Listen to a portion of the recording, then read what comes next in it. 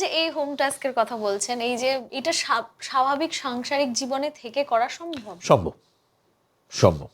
নিজের জন্য সময় বার করতে হবে, অ্যাটলিস্ট 1 আওয়ার নিজের জন্য। 24 ঘন্টার মধ্যে 1 ঘন্টা 1.5 ঘন্টা নিজের জন্য টাইম বার করাই যায়। সেই টাইমটাকে নিজে কাজে লাগাতে হবে।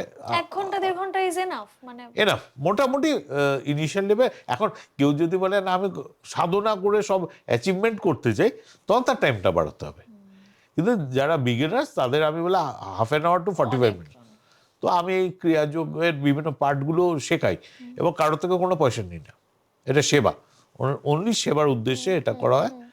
তো যেহেতু গুরু পরম্পরার সাথে যুক্ত রয়েছে, ওই কারণে যারা শিখতে চায়, এই বিদ্যা জানতে চায়, মানে প্রাচীন ভারতের জৈবিক টেকনিক যারা জানতে চায়।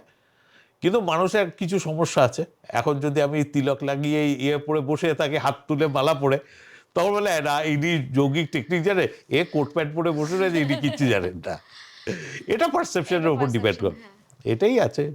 এবং ওই বেশেই তো সব, মানে আমার গুরু যেরকম বলেছেন যে উনি সব, মানে উনি যখন গুরু খুঁজতে বেরিয়েছিলেন আমার গুরু, তখন উনি সব থেকে বেশি প্রতারিত হয়েছেন ওরকম সাধুর বেশে সাধুদের দ্বারাই, এবং ওনাকে হেল্পও করে গেছেন তারাই যারা একদম সাধারণ, একদম সাধারণ মানুষ।